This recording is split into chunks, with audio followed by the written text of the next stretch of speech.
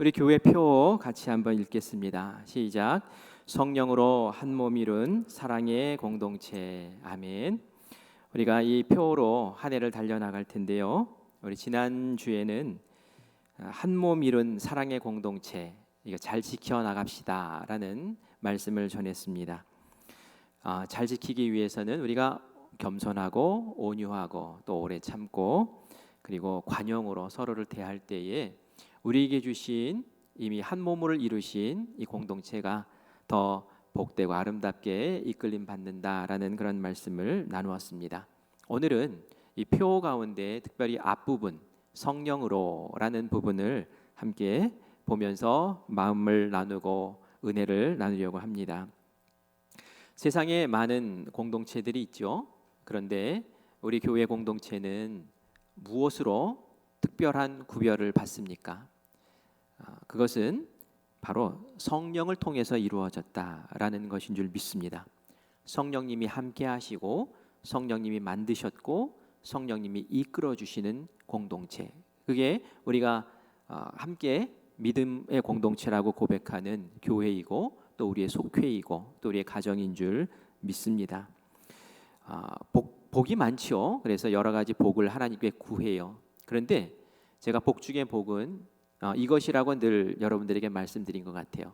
하나님이 함께 하시는 것이 복 중의 복입니다. 그런데 하나님이 함께 하시는 게 왜 복일까요? 하나님이 함께 하시면 그게 복입니까? 왜 복입니까? 하나님이 함께 하시면서 우리 인간의 한계, 우리가 최선을 다해서 했지만 그 할 수 없는 그 부분까지 하나님의 능력과 권능으로 감당해 주시고 채워 주시고 인도해 주시고 돌보시기 때문에 그것이 복인 줄 믿습니다. 그래서 세상에 있는 공동체와 성령님이 이끄시고 하나님이 함께 하시는 공동체, 그리고 나는 다를 수밖에 없다라는 그런 말씀입니다. 우리가 이상적인 모델을 보면은 가슴 설레고 닮아가고 싶은 마음이 들지요. 새해를 시작하면서 저는 이런 신앙생활이라면 얼마나 좋을까, 이런 신앙의 모습이라면 얼마나 가슴 설레는 일일까 하는 그런 신앙의 모습이 있어요. 어떤 모습일까요? 늘 정말 하나님과 동행하는 거예요. 하나님과 동행하면서 하나님의 말씀을 듣고요, 하나님의 환상도 보고요, 또 성령님의 지시하심도 듣고요, 그리고 내가 내 뜻과는 조금 다르지만 한번 순종해 볼게요 라고 했을 때 하나님이 거기에 합당한 기적을 일으켜 주시고요, 하나님이 열매 맺게 하시는 그런 신앙생활 말이에요. 이거 얼마나 짜릿합니까? 얼마나 맛있는 신앙생활이겠어요. 막 생기가 돌고 생명력이 막 꿈틀거리고 막 자리에 앉아 있는 걸 견디지 못할 정도로, 그죠? 이런 짜릿한 감사한 그런 사랑이 깊은 신앙생활, 이거 해보고 싶지 않습니까? 우리가 2022년도로 이렇게 돌아보면서 코로나가 지나가면서 우리의 신앙생활이, 우리의 신앙의 태도나 자세들이 많이 느슨해지고 무기력해지고 생기도 잃고 이런 것들을 스스로 이렇게 좀 느끼지 않습니까? 우리가 새해를 시작하면서 다시 생기를 회복하기를 간절히 축원합니다. 그리고 그 모습을 우리 성경에서 이거 너무 이상적인 모습인데 라는 모습을 보면서 도전받고 우리도 그 모습을 향해 닮아가기를 간절히 바랍니다. 제가 고넬료라는 사람 그리고 베드로를 같이 소개를 하려고 합니다. 이 고넬료는 가이사랴 그 도시에 주둔하고 있었던 로마 군대의 백부장 고급 장교였어요. 가이사랴는 그 당시 로마 황제를 가이사라고 했잖아요. 이 가이사 이름을 따서 가이사랴라고 해서 지중해 연안에 건축한 신도시였어요. 그곳에는 이미 그 헬라 사람들이, 그리스 로마 사람들이 많이 그곳에서 정착해서 살고 있었고요. 그들을 지키기 위해서 이 로마 군대가 거기에 딱 주둔해서 돌보고 있었던 것이죠. 그래서 어떻게 보면 이 고넬료라는 백부장은 로마 순혈통이고 그리고 로마를 위해서 충성하는 사람이죠. 우리가 로마 장군, 로마의 병사 이렇게 생각하면은 이미지가 어떻습니까? 아주 포악하고 잔인하고 사람 죽이는 것을 파리 잡는 것처럼 아주 손쉽게 생각하는 그 잔혹한 사람들의 이미지가 있죠. 그런데 이 사람은 좀 유별나고 특별했어요. 성경 말씀에 보니까 이 사람은 하나님을 경외하는 사람이래요. 그리스 로마 신을 섬기는 게 아니라 하나님을 경외하는 이방인이었다는 거예요. 로마 사람이었다는 거예요. 그뿐만이 아니었어요. 말씀에 보니까 유대인들 가운데 어렵고 형편이 힘든 사람들을 많이 구제해 줬다. 선행을 베풀었던 사람이라고 이야기를 합니다. 그리고 그뿐만이 아니라 이 고넬료는 늘 기도하는 사람이었어요. 좀 특별하지 않습니까? 좀 눈에 우리의 눈에도 좀 요상하네 이런 생각이 든단 말이에요. 그러니 하나님의 눈에는 얼마나 또 특별하게 보였겠어요. 하나님이 이 고넬료를 그냥 두실 수가 없었어요. 이 고넬료에게 뭔가 더 특별한 사랑의 선물을 내가 베풀기를 원한다라는 그런 마음을 가지시고 하나님이 계획을 하나 세우시지요. 어느 날 정한 시간에 기도를 했어요. 오후 3시 이제 정한 시간에 기도를 하는데 하나님이 기도하는 이 고넬료에게 환상을 보여주세요. 여러분 환상 보고 싶습니까? 저도 이 교회 오기 전에 환상 보고 왔어요. 일생일대 처음이었어요. 너무나 선명한 환상을 보여주셔서 마치 꼭 칼라 TV 보는 줄 알고 깜짝 놀라서 제가 몸을 부르르 떨었어요. 그런 환상이 있습니다. 고넬료가 환상을 본 거예요. 그런데 이 환상 속에 천사가 나타나서 이야기를 합니다. 지금 요바에 베드로라는 사람이 있다. 이 베드로를 초청해라. 하나님이 너의 선행을 보셨다. 그리고 너의 기도를 하나님이 기억하셨다. 이 고넬료가 뭘 놓고 기도를 했는지 잘 모르겠어요. 내용은 나오지 않아요. 하지만 하나님이 이 고넬료의 기도에 귀 기울이시고 그것을 기억하셨다는 거예요. 그리고 그 선하게 말씀대로 살려고 애쓰는 그 모습을 하나님이 눈여겨보셨다는 거예요. 그러니 상 안 주실 수가 없는 거예요. 그래서 하나님이 상 주시기 위해서 베드로를 초청하라고 하는 거죠. 이 고넬료는 사실 베드로를 잘 알지 못해요. 그렇죠? 누군지 몰라요. 알았으면 하나님 알겠습니다. 저 그 베드로 사도 말인가요? 하면서 이렇게 답이 나왔을 거예요. 그런데 그렇지가 않았어요. 그리고 이 베드로를 통해서 하나님이 뭘 주시려는지도 몰라요. 하지만 이 고넬료가 아멘 순종하겠습니다 하고 그 즉시 사람들을 몇 명 추스려서 이제 요바로 이제 초청을 하러 보내는 모습을 우리가 보게 됩니다. 이 베드로가 어디 사는지 주소까지도 알려줘요. 무두장이 집에 산다라고 알려줘요. 그래서 사람들이 쉽게 찾을 수 있도록 이렇게 알려주지요. 도대체 어떤 선물을 하나님이 준비하셨고 어떤 선물을 주실까요? 여러분 한번 추측해 보세요. 이 고넬료의 모습 이런 정도라면 내가 하나님이라면 이런 선물 주고 싶다라는 것들이 혹시 떠오르십니까? 우리 이후에 이루어지는 말씀을 보면서 하나님이 정말 주시고 싶은 선물이 무엇이었는지를 한번 또 살펴보겠습니다. 베드로가 왜 요바에 이 시간에 가 있었을까요? 베드로는 그 당시에 예루살렘을 중심으로 활동했던 사도예요. 그런데 예루살렘에만 머물러 있지 말고 내가 복음을 좀 전하러 다녀야겠다 해서 이곳저곳 복음 전하러 다니다가 어느 날은 요바까지 가게 됐어요. 근데 이 요바에서 슬픈 소식을 듣게 됩니다. 사랑하는 여제자가 있었는데 그 이름을 다비다라 하는 여자가 있었는데 이 여제자가 병이 들었다가 그곳에서 죽은 거예요. 그래서 이 베드로가 급히 요바에 가가지고 이 다비다를 보면서 이야기를 합니다. 다 슬퍼하면서 통곡하는 애곡하는 그때에 다비다야 일어나라. 이게 무슨 말이에요? 다비다야 살아나라라는 얘기죠.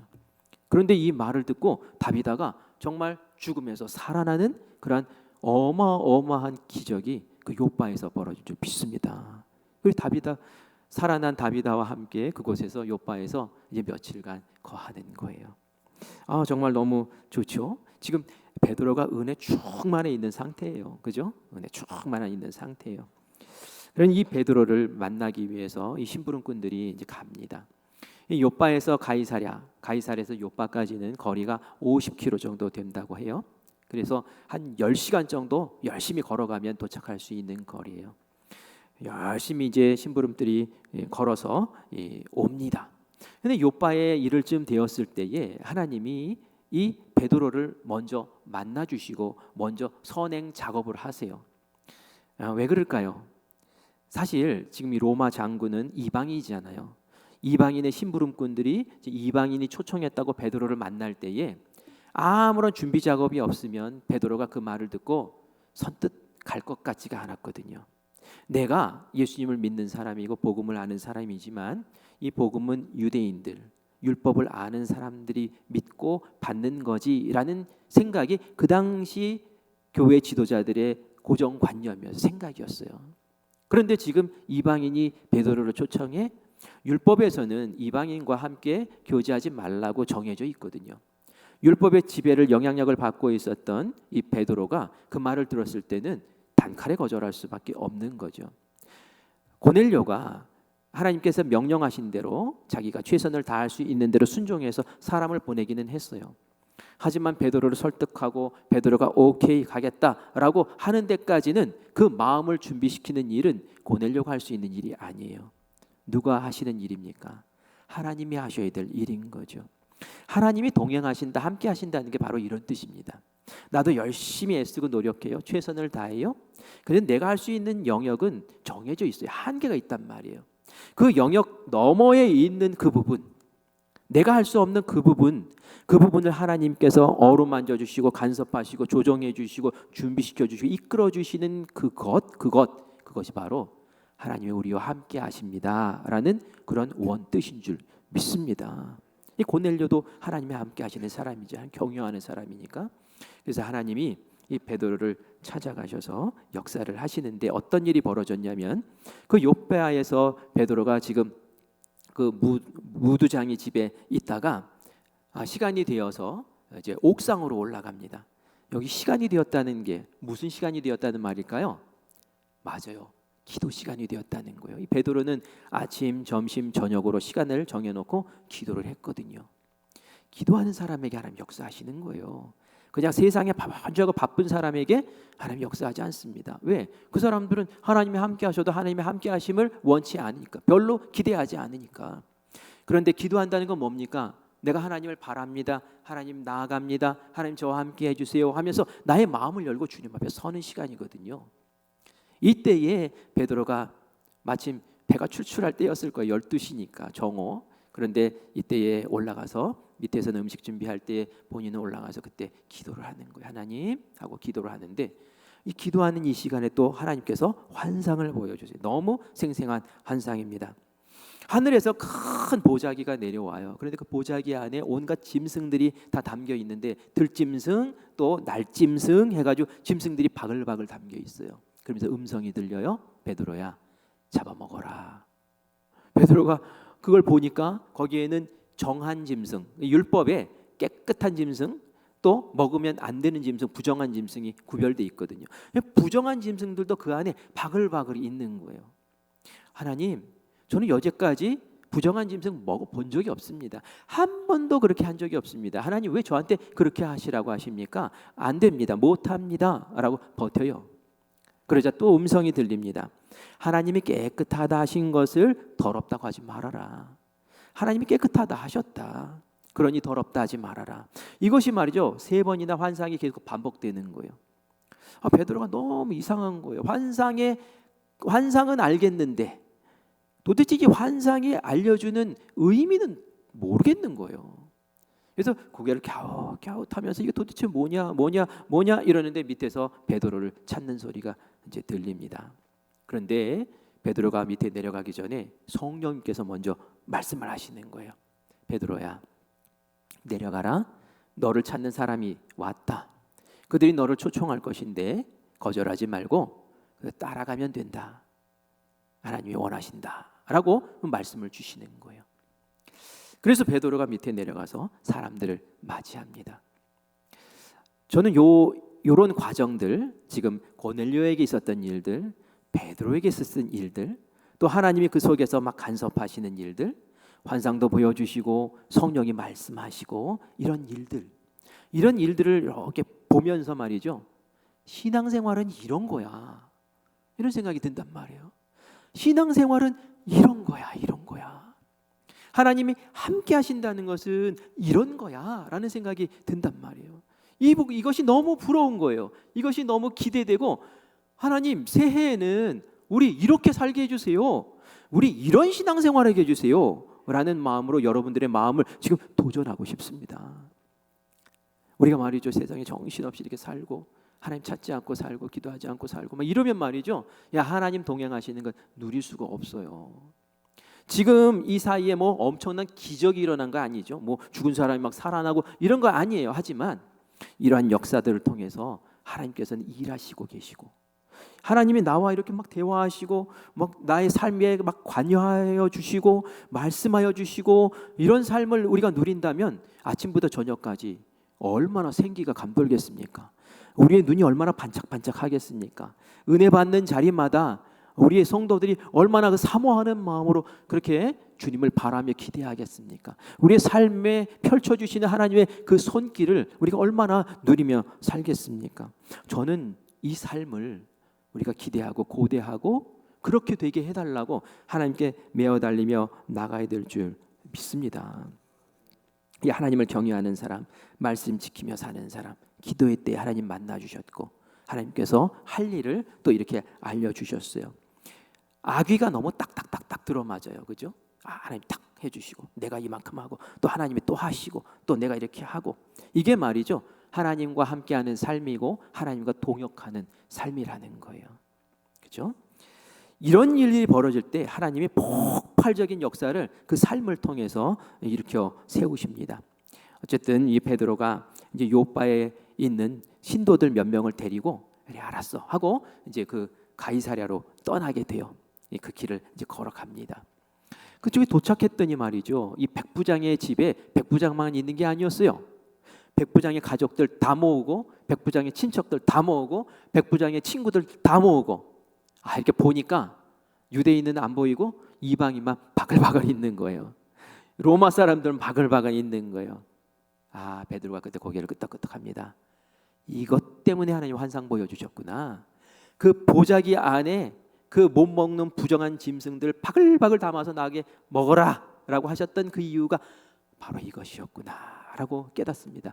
아멘. 하나님 알겠습니다. 아멘. 하나님 알겠습니다. 이들을 거부하지 말고 이들에게 말씀 전하라고 하나님 나에게 보내셨군요 라고 깨닫게 되죠. 고넬료가 입을 열어서 하나님의 환상 보여주시고 초청하라고 하셨습니다 라는 이야기를 듣게 됩니다. 알겠습니다. 그러면서 이 베드로가 입을 열어서 이제 말씀을 전하는데, 이때 이제 일일 부흥회가 여기서 열린 거예요. 말씀의 자리가 펼쳐진 거예요. 여러분이 베드로의 입장이라면은 어떤 말씀 전하고 싶으세요? 베드로가 입을 열어 전한 말씀은 다른 것 아니라 복음이었어요. 복음. 예수님이 우리의 죄를 감당하기 위해서 십자가에 지셨습니다. 그런데 누구든지 그 예수님의 그 십자가 지셔서 대속하신 그 사건을 믿으면 구원받습니다. 여러분들이 이방이지만, 여러분들이 로마 사람이지만 예수님 믿으시면 다 구원받습니다. 그 예수님은 십자가에서 죽음으로 끝난 것이 아니라 부활하셔서 우리를 기다리고 계십니다. 우리의 말씀을 막 전하는 거예요. 하나님이 말이죠, 고넬료에게 뭘 주고 싶으셨을까요? 바로 이거 주고 싶으셨던 거예요. 이거 복음 주고 싶으셨던 거예요. 너 하나님을 알지? 하나님 잘 믿지? 하나님 경외하지? 그래서 말씀대로 살려고 선행도 하지. 그런데 내가 너에게 더 주고 싶은 게 있어. 그건 다른 것이 아니라 복음이야. 복음. 예수님 십자가 그 사랑 그 은혜를 내가 알고 지금 이 땅 가운데 살면서 미리 천국 백성의 그 자격을 네가 획득하는 거야. 그래서 그대로 하나님의 은혜 가운데 자녀로 살아라 라고 해서 그 이방인들 알지 못했던, 하나님만 알았던 그들에게 예수님까지 알게 하고 그 십자가 복음을 알게 하는 거룩한 선물을 베풀어 주신 줄 믿습니다. 그런데 우리 성도님들, 이 자리에 있는 성도님들 다 복음을 선물로 받지 않으셨습니까? 어마어마한 복을 받으신 줄 믿습니다. 이미 여러분들은 복 받으신 분들이에요. 우리가 당장 내일 어떻게 된다 할지라도 우리는 하나님 앞에 서서 천국을 소유한 백성으로 주님의 전에 들어가게 될 줄 믿습니다. 그런데 이때에 하나님이 선물을 또 하나 주세요. 그 선물이 뭘까요? 바로 성령입니다. 성령. 44절, 45절, 46절 말씀을 우리 같이 한 목소리로 읽겠습니다. 성령이라는 단어에 신경 써서 읽어봅시다. 시작. 베드로가 이 말을 할 때에 성령이 말씀 듣는 모든 사람에게 내려오시니 베드로와 함께 온 할례 받은 신자들이 이방인들에게도 성령 부어 주심으로 말미암아 놀라니 이는 방언을 말하며 하나님 높임을 들음이러라. 아멘. 아멘. 하나님께서 복음뿐만이 아니라 한 가지 선물을 덤으로 주셨는데 그것이 바로 성령이었다는 거예요. 아니 이 이방인들이 모여서 말씀을 듣다가 말씀을 듣는 그 자리에서 성령을 받은 거예요. 말씀 듣다가 성령 받았다는 이야기 여러분 들어보신 적 있습니까? 말씀 듣다가도 성령 받습니다. 오늘 바로 이 시간에 이런 일이 있잖아요. 우리는 알아요. 아, 기도하다가 성령 받지. 오순절에 다락방에서 막 제자들이 기도하다가 거기서 성령 받았지. 맞아, 기도하면 성령 받아. 이렇게 우리가 알고 있어요. 그런데 말씀 듣다가도 성령 받는 줄 믿습니다. 이들에게 성령이 임하신 거예요. 그래서 방언이 터졌어요. 그리고 방언 속에 하나님을 영광 올려드리는 그런 말들이 막 쏟아져 나온 거예요. 이거 오순절 다락방에서 있었던 이야기와 똑같지 않습니까? 그들이 기도하다가 성령 충만함을 받고 방언이 터져서 하나님의 복음을 증거하고 하나님의 영광 돌리고 그 시간이 바로 이 이방인이 있는 이 자리에서 고스란히 일어난 줄 믿습니다. 하나님이 복음의 선물 주셨지만 더불어 주신 선물 성령을 선물로 주셨다는 거예요. 이 성령이 선물인 이유가 무엇입니까? 이 복음, 십자가 복음은 우리의 죄를 용서하시고 우리가 의롭게 되어서 하나님 전에 설 수 있고 또 하나님 그 천국에 갈 수 있는 뭐라고 그럴까요? 조금 내세적인 그런 복이라고 할 것 같으면 성령은 당장 성령님이 우리 안에 계시고 그 성령님이 우리와 동행하시고 그 성령님이 우리와 대화하시고 그 성령님이 우리의 필요를 채우시고 하나님의 역사를 우리와 함께 동역하며 꾸려나가시는 지금 이 세상에 필요한 우리의 도움이시오 우리의 보혜사시오 우리를 이끌어 나가시는 분이시기 때문에 정말 너무나 소중한 선물인 줄 믿습니다. 그래서 성령이 함께 하신다는 것이 너무 소중한 것이고요. 그래서 하나님이 고넬료 너무 사랑스러우니까 너 하나님 믿는 거 좋고 열심히 사는 거 좋지만 내가 선물 줄게 하고 지금 큰 선물 2개를 안겨주신 줄 믿습니다. 하나님은 우리에게 이미 이런 선물을 다 주셨어요. 복음을 주셨고요. 또 성령도 우리에게 주신 줄 믿습니다. 그런데 이 성령을 누리지 못하고 산다면 이 성령님과 함께하고 사는 것을 우리가 모르고 산다면 이것은 너무너무 큰 손해예요. 우리에게 슬픔이에요. 그래서 새해에 우리가 성령님과 함께하고 성령님과 정말 막 생동감 있게 교제하고 성령님과 동역하고 하면서 우리의 삶을 정말 기름지고 생기 있고 생명력 있게 그렇게 세워나가는 귀한 도전을 우리가 하기를 원합니다. 고넬료가 개인적으로 큰 은혜를 받았어요. 성령 충만했죠. 이전에 경험하지 못했던 방언이 터지니까 얼마나 은혜입니까? 그런데 이건 개인적으로 볼 때에도 은혜지만 하나님의 큰 계획을 볼 때에도 어마어마한 기념비적인 사건이었어요. 하나님이 이렇게 일하시는 거예요. 뭐 특별히 모세를 막 불러가지고 너 이스라엘 백성들 구원해 해가지고 뭐 리더로 세우시고 뭐 가진 고생 다 하면서 그렇게 해가지고 하나님의 역사를 이루실 때도 있으나 고넬료처럼 복음을 듣고 그리고 그들이 또 성령 충만하고 한 모습으로도 하나님의 큰 역사를 이루세요. 왜냐하면 말이죠, 나중에 예루살렘에서 총회가 열려요. 지도자들 다 모여 해가지고 의제를 정하고 그리고 하는데 그 의제가 뭐였냐면 이방인들에게 복음을 전해야 됩니까 말아야 됩니까 라는 게 의제였어요. 이때에 많은 사람들이 율법을 알지 못하는 사람들이 무슨 복음을 듣고 뭐 구원을 받냐, 아이 말도 안 되는 소리 하지 마라, 막 이런 분위기였어요. 이때에 바울이 얼마나 답답했겠습니까? 자기는 이방인을 복음을 전하는 이방인 선교사로 부름을 받았는데 이방인의 사도로 부름을 막 복음 전하면서 이렇게 하는데 이게 막히게 생긴 거예요. 이때에 베드로가 딱 앞장서서 얘기합니다. 내가 얼마 전에 고넬료라는 사람을 만났다. 이 사람 백부장이다. 로마 사람이다. 근데 하나님께서 환상을 주시고 성령님께서 가라 하셔서 가셨는데 가보니까 이방인들만 바글바글 모였더라.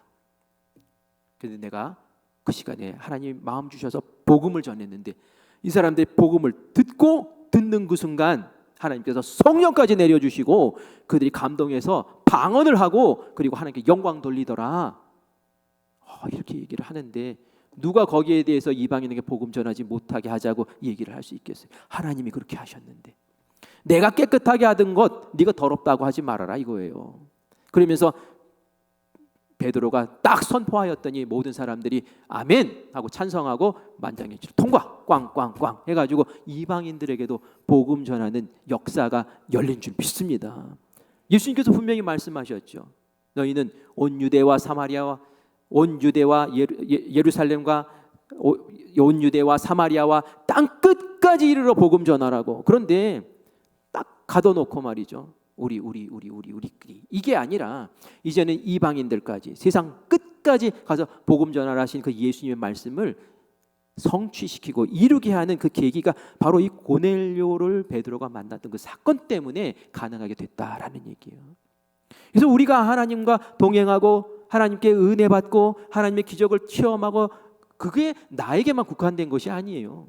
그것을 통해서 하나님은 역사를 베풀어 나가시고 하나님의 크신 뜻을 그렇게 섭리 가운데 이끌어 나가신 분이신 줄 믿습니다. 그래서 우리가 은혜 받기를 사모해야 돼요. 하나님과 동행하고 성령님과 같이 동행하는 그 삶을 우리가 사모하고 기대하고 올 한 해 그것을 정말 이상적인 신앙의 모습으로 추구하면서 도전하며 나가야 될 줄 믿습니다.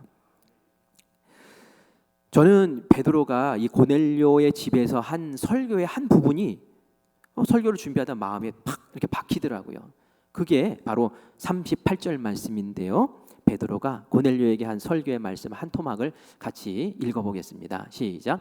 하나님이 나사렛 예수에게 성령과 능력을 기름 붓듯 하셨음에 그가 두루 다니시며 선한 일을 행하시고 마귀에게 눌린 모든 사람을 고치셨으니 이는 하나님이 함께 하셨음이라. 아멘 아멘.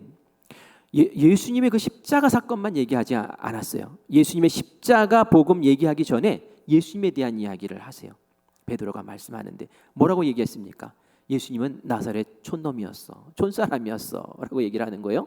그냥 평범했던 사람이었어. 그런데 예수님에게 성령과 능력이 기름 붓듯이 임하시니 막 충만했다는 얘기가 충만하니까 어떤 일이 벌어지냐면 예수님이 두루두루 다니시면서 선한 일을 행하시는데 기적이 일어나고 마귀가 내어 쫓김 당하고 사람이 고침받고 그것이 바로 하나님이 함께 하신 증거다라고 얘기를 하는 거예요. 하나님이 함께 하셨다는 거예요. 성령이 충만하시니까 그 시간에 하나님이 함께 하여 주시고 하나님이 함께 하시니까 그가 거하는 곳에 하나님의 능력이 드러나고 권세가 드러나고 보통 사람들이 할 수 없는 역사들이 일어난 줄 믿습니다. 그걸 얘기하는 거예요. 굳이 얘기하는 거예요. 저는 이 말씀이 오늘 우리에게 정말 필요한 말씀인 줄 믿습니다. 예수님 30세 되기 전에는 너무너무 평범했거든요. 물론 하나님 말씀에 박식했어요. 너무 잘 알아서 지혜로우셔서. 그래서 어린 시절에 막 율법 교사들하고 막 토론하고 그랬어요. 그런데 기적을 베풀었습니까? 아무런 기적도 없었어요. 아무런 신적 능력도 없었어요. 그런데 30세가 되었을 때 성령 충만하게 세례 받으시면서 성령 충만을 받고 그리고 하나님이 동역하시면서 역사가 일어나기 시작하는데 그때부터 3년 동안은 예수님 가는 곳곳마다 하나님의 아름다운 기적이 베풀어진 믿습니다. 그래서 우리가 성령 받는 것, 성령 충만하고 성령님과 함께하고 성령님의 이끄시심과 그 동역함이 너무나 소중하다는 거예요. 그래야지 세상 사람과 다른 예수 믿는 사람의 귀한 모습으로 이 세상을 이끌어 나갈 수 있는 귀한 복된 존재들이 되는 줄 믿습니다. 우리 성도님 가운데 얼마 전에 세례 받으신 우리 성도님 계세요. 세례 받기 전까지 막 그냥 귀신이 보이고 막 회방하고 막 몸도 막 아프고 그래서 세례 받을 수 있겠나 하는 생각이 들었대요. 영적 전쟁입니다. 귀신들이 못 받게 하려고 지금 그 마음과 또 정신을 어지럽히고 몸을 어지럽히는 것이니 기도하고 나와서 꼭 세례 받으세요. 그랬더니 또 막 회개하는 마음을 주셔서 회개로 준비하고 그러다가 세례를 받으셨어요. 세례 받고 나서 귀신들이 이제 다 사라졌을까요? 근데 다시 전화가 왔어요. 세례를 받으면 귀신이 다 떠날 줄 알았는데 아직도 환상 가운데 막 또 꿈 가운데 귀신이 막 나타나서 마음을 어렵게 만들고 막 이런다고 연락이 왔어요. 답을 드릴게요. 답을. 어떻게 해야 합니까? 성령을 구하셔야 돼요. 성령 충만을 구하셔야 돼요. 성령님 함께 하셔. 하나님의 영이 함께하여 주시옵소서. 내 영을 사로잡아 주시고 내 마음을 사로잡아 주시고 나의 집을 사로잡아 주시고 내가 사는 이 마을을 하나님의 성령으로 사로잡아 주시옵소서라고 기도하면서 물리치시길 바랍니다. 그렇게 물리치시는 거예요. 제가 들어보니까 그 마을이 온갖 바위마다 다 귀신 앞에 절했던 그런 마을이래요. 예수 믿는 사람이 하나도 없는 마을이래요. 오래전부터 귀신이 드글드글했던 그런 영적인 그런 마을이에요. 그 마을에서 예수님 믿었으니 얼마나 시기가 많겠습니까? 질투가 많겠습니까? 우리 성도님들도 위에서 기도해 주시기 바랍니다. 중보하면서 기도해 주세요. 중보기도팀에 기도 올라왔더라고요. 우리 그거 붙잡고 그 마을에 하나님의 보혈이 임하시옵소서, 하나님의 권능이 임하시옵소서, 성령님 임하셔서 그 마을이 예수 믿는 마을로 바뀌게 해주시옵소서 라고 우리 부르짖으면서 성령의 은혜를 사모하고 성령의 권능의 역사를 우리 꾸려나가는 귀한 역사가 있기를 간절히 소망합니다. 예수님만 그러셨나요? 예수님의 제자들도 그랬잖아요. 예수님의 제자들도 그렇게 겁 많고 비겁하고 숨어있고 그랬던 이 제자들이 오순절에 성령 딱 충만함 받으니까 숨어 있을 수가 없는 거예요. 견딜 수가 없는 거예요. 밖에 나가가지고 예수님 복음 전해요. 핍박을 받아도 두려워하지 않아요. 그들이 있는 곳에 기적이 일어나요. 베드로가 어땠습니까? 사람 살렸잖아요. 요바에서 다비다 살려내잖아요. 이런 일을 성령 충만하니까 감당하더라고요.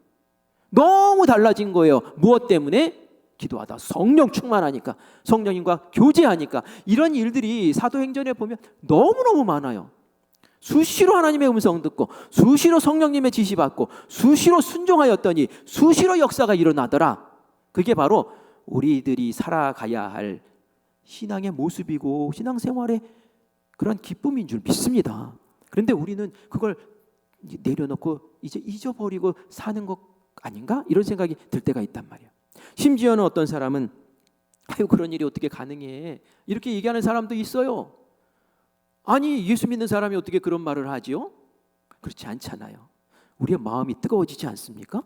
이 말씀 들으니까 도전이 되지 않습니까? 지금 성령님이 여러분 마음에 너도 그렇게 해라 라고 지금 도전하시는 줄 믿습니다. 그런데 의심이 또 들어요. 마귀가 얘기해요. 야 그런 일은 특별한 사람들이나 되는 거야. 특별한 사람, 예수님 같은 사람, 특별한 사람, 12 사도 같은 사람들만 되는 거야 라고 그렇게 우리를 미혹할 수 있어요. 그러나 정말 특별한 사람들만 그렇게 되는 걸까요? 그렇지 않습니다. 우리에게도 가능합니다. 우리도 가능해요. 오순절날 예수님의 12 제자만 거기서 성령 충만 받았습니까? 아니에요. 그 자리에 있던 많은 다른 제자들도 다 성령 충만 받은 줄 믿습니다. 고넬료의 집에서 고넬료만 특별히 성령 충만 받았습니까? 아니에요. 어중이 떠중이 그냥 불려왔던 그 모든 사람들도 성령 충만 받은 줄 믿습니다. 왜냐하면 성경이 그렇게 기록되어 있죠. 모든 사람이 성령 받았다고 그렇게 기록되어 있어요. 그렇다면 우리도 성령 충만할 수 있고 우리도 그런 삶 살 수 있는 줄 믿습니다. 스가랴 선지자가 스가랴 4장 6절에서 말했어요. 만군의 여호와께서 말씀하시되 이는 힘으로 되지 아니하며 능력으로 되지 아니하고 오직 나의 영으로 되느니라. 힘으로 해도 능으로 해도 안 되는 것이 있다는 얘기예요. 그런데 포기하지 말라는 거예요. 나의 영으로는 된다는 거예요. 하나님의 영을 붙잡고 하나님의 성령에 사로잡혀서 하나님의 성령의 지시하심대로 할 때에 그곳에서 되어지는 역사가 일어나는 줄 믿습니다. 그것을 우리 신앙의 선배들은 너무너무 많이 보여주지 않았습니까? 우리도 돼요. 야고보가 말씀에서 엘리야 선지자가 가뭄이 3년 6개월 동안 지속되었는데 하나님께 기도해서 비가 내리게 해서 완전히 해갈시켰다라는 그런 이야기를 하면서 이렇게 엘리야를 얘기해요. 그 엘리야는 우리와 성정이 같았다. 특별하다라고 얘기를 하지 않아요. 우리와 성정이 같았다. 우리와 똑같은 사람이라는 얘기예요. 그 말은 뭡니까? 너희도 가능해. 우리도 가능해 라는 이야기를 하고 있는 거지요. 어느 특별한 사람들만 그런 걸 하는 게 아니라 성령을 사모하고 그 능력을 사모하는 사람들에게는 하나님께서 그렇게 역사해 주시는 줄 믿습니다. 모세가 홍해를 갈랐어요. 강을 가른 사람들이 모세밖에 없을까요? 그렇지 않습니다. 여호수아도 강을 갈랐어요. 여호수아도 요단강을 가릅니다. 그리고 또 엘리야 선지자도 자기가 하나님께 부름 받을 때에 그 요단강을 가르고 하나님 앞으로 가가지고 불병거 타고 하늘로 올라갑니다.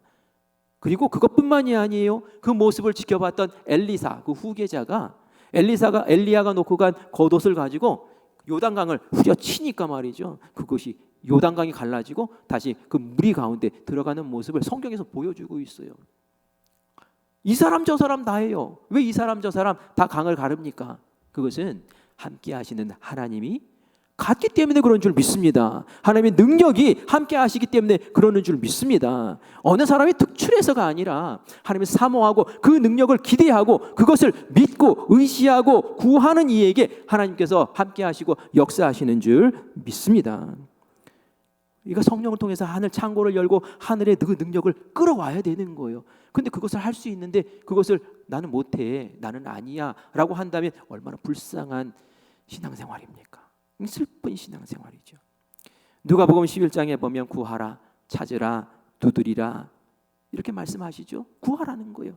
그런데 말씀의 마무리를 보면 이렇게 마무리하세요. 너희 하늘 아버지께서 구하는 자에게 성령을 주시지 않겠느냐. 이 말 들을 때에 실망하는 사람도 있을 거예요. 구하라, 찾으라, 두드리라. 내가 물질을 구하고 내 건강을 구하고 내가 이런 거 구하고 저런 거 구했는데 아니 성령을 주시면 어떡합니까? 이럴 수도 있단 말이에요. 지금 저에게 당장 필요한 건 돈입니다, 하나님. 지금 당장 필요한 건 좋은 사람입니다, 하나님. 지금 저에게 필요한 건 건강입니다, 하나님. 이렇게 어리석은 소리 할 수도 있어요. 왜 이게 어리석은 소리입니까? 성령님이 함께 하신다는 것은 그냥 함께 하시는 것으로 그치는 것이 아니라 너 필요한 것이 건강이니 내가 책임져 줄게. 내 필요한 것이 물질이니 내가 책임져 줄게. 너에게 필요한 것이 신령한 능력이니 내가 책임져 줄게 하시면서 그 성령님이 모든 것을 감당해 주시는 은혜를 베풀어 주신다는 뜻인 줄 믿습니다. 그래서 성령님과 함께하고 성령님이 이끄시는 그 인생이 복되고 아름다운 것이라는 거예요. 그것을 우리가 도전해야 되는 것이죠.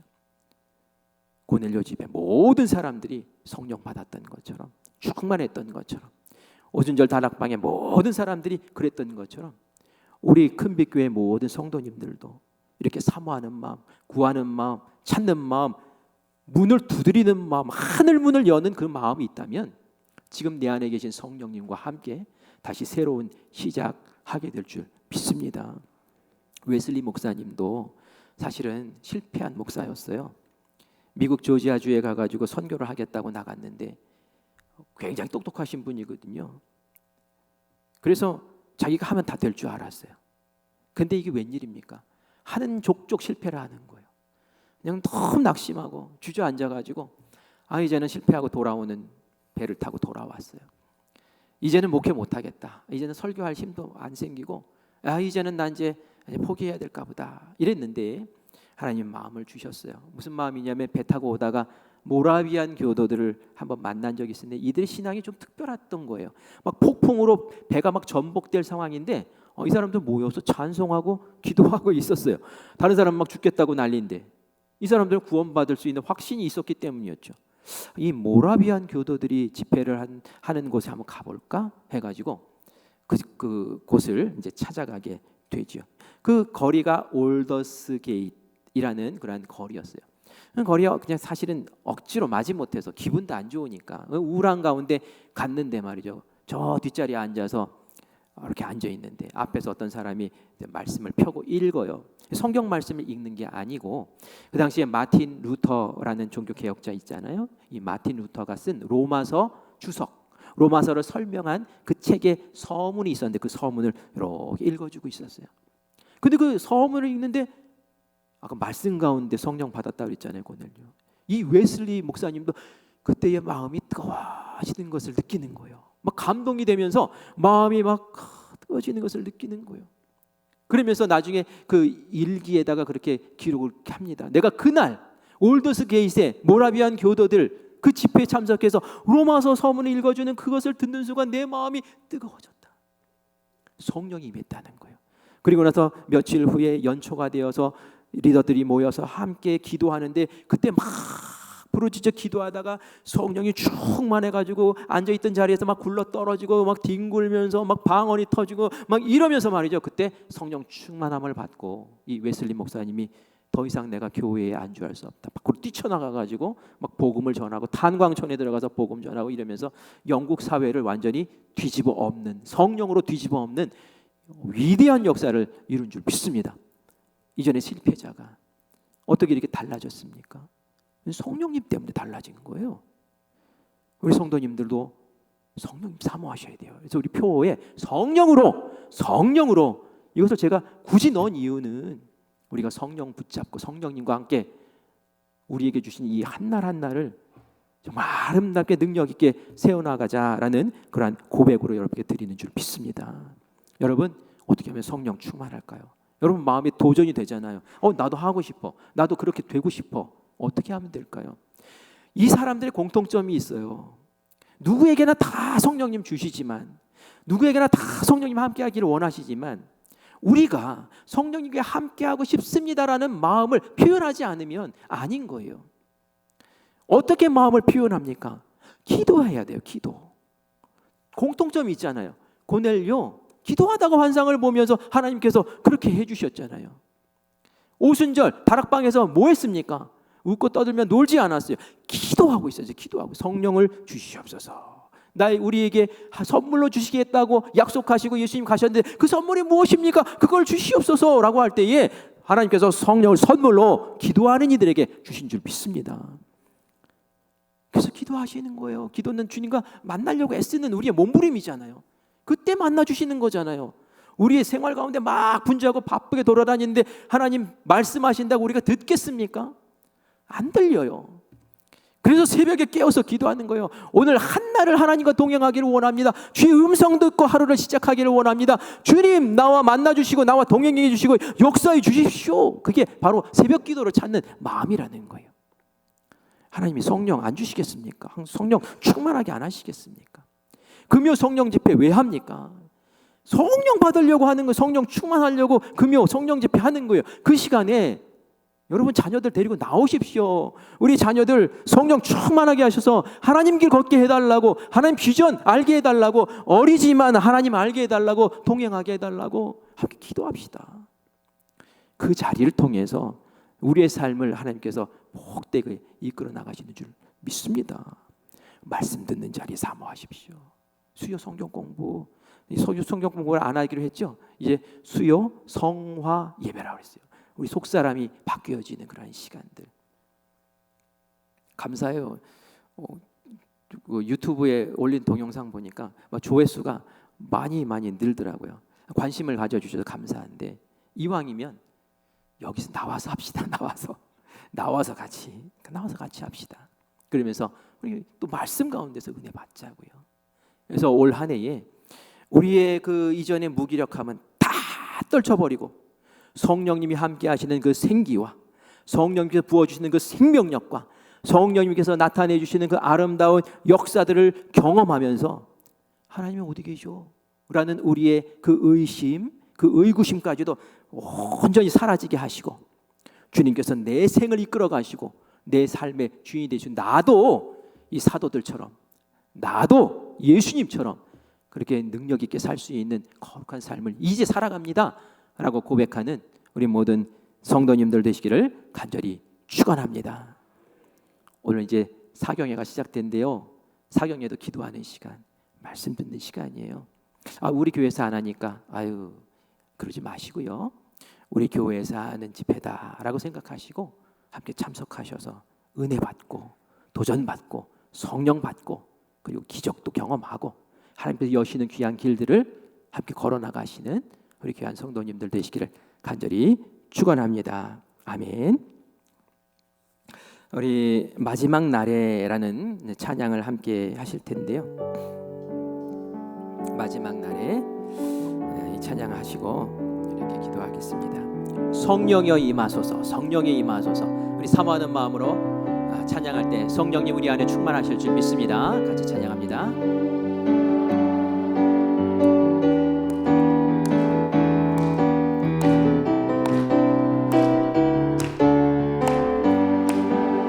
마지막 날에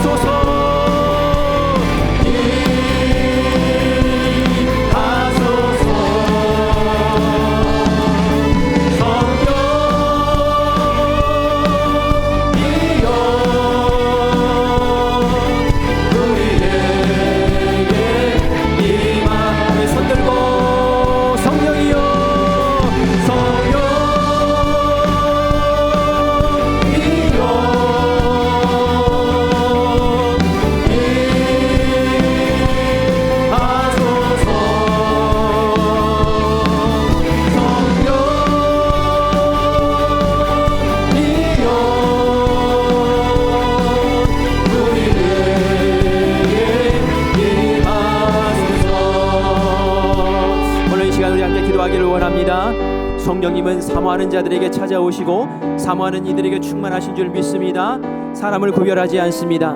그저 그 마음 가운데 구하는 것이 있는지, 찾는 것이 있는지, 두드리는 것이 있는지 그 마음을 보시는 줄 믿습니다. 오늘 이 시간 우리가 말씀 듣고 도전받았습니다. 이제 성령을 사모하는 기도를 주님 앞에 올려드리기를 원합니다. 우리 안에 성령님 충만히 임하시옵소서. 성령님 함께하여 주시옵소서. 성령의 능력으로 우리의 한계를 극복하게 하여 주시고 우리의 삶의 답답한 문제들을 해결하여 주시고 또한 우리의 어려움들과 아픔들, 눈물들, 영적인 전쟁 가운데서 하나님 승리케 하여 주시옵소서. 우리의 불안과 염려, 미래를 알 수 없어 두근두근하는 이 마음에 성령으로 충만하게 채워달라고, 우리의 어려움들, 문제들을 해결해달라고, 하나님 동행하는 귀한 삶을 통해 하나님의 나라를 건설해달라고 우리 주님 부르짖고 함께 합심해서 기도하겠습니다. 주여, 주여, 주여. 아버지 하나님 함께하여 주시옵소서. 우리 사랑하는 성도들 그리고 주님 앞에 아버지 성령의 사모하며 기도할 때에 아버지 하나님 우리가 이전에 아버지 뭉개된 모습이 아니라 하나님 이제 승리 넘치는 귀한 모습으로 주님 앞에 서기를 원합니다. 성령 충만한 모습으로 주님 앞에 나아가기를 원합니다. 성령님과 늘 동행하는 귀한 삶이 되기를 원합니다. 주의 음성 듣고 일어서는 저희들 되게 하여 주시고 주의 말씀 듣고 하나님 마음을 쓰는 저희들 되게 하여 주시옵소서. 성령님께서 우리에게 말씀하실 때에 아멘 순종하며 그 일을 이뤄내신 저희들 되게 하여 주시고 그 은혜 기쁨 가운데 아버지 나가설 수 있는 저희들 되게 하여 주시옵소서. 성령님께서 함께 하실 때에 아버지 하나님 예수님에게 주셨던 그 권능을, 지혜자들에게 주셨던 그 권능을 하나님 우리에게도 허락하여 주시옵소서. 주셔서 악한 영적 문제 가운데서 아버지 승리의 길 개가를 누리게 여겨주시고 오늘 이 시간 하나님의 성령의 충만하심으로 우리의 일상 가운데 돌아갔을 때에 우리의 가정이 성령 충만한 가정 되게 하여 주시고 우리의 마을이 성령 충만한 마을로 변화되어지게 하여 주시고 악한 영들이 내어 쫓김받고 우리의 마음을 지키시는 그 성령의 아버지의 놀라운 은혜로 하나님 다시 한번 세움받는 우리 모두가 될 수 있도록 주여 도우시옵소서.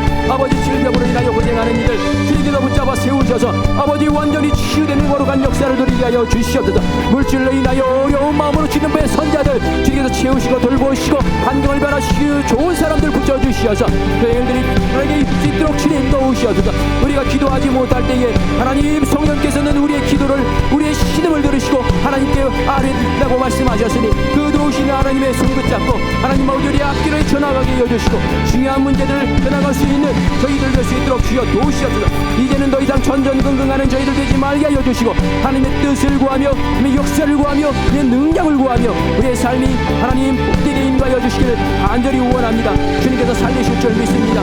주님께서 고치실 줄 믿습니다. 주님께서 치유하실 줄 믿습니다. 주님께서 아버지 환경상을 바꾸실 줄 믿습니다. 우리 주님께서 기적처럼 열어주실 줄 믿습니다. 그런 하나님 붙잡고 아버지 신있게 살아가는 신있게 살아가는 우리 모두가 될 수 있도록 주여 도와주시옵소서. 예수님이 하시고 하나님 능력으로 인도하여 주시옵소서. 주님께서 역사하실 줄 믿사옵고 예수님의 이름으로 기도합니다. 하나님, 나는 할 수 없습니다. 나는 한계가 있기 때문입니다. 하지만 저도 최선을 다하렵니다. 하나님, 주님 찾습니다.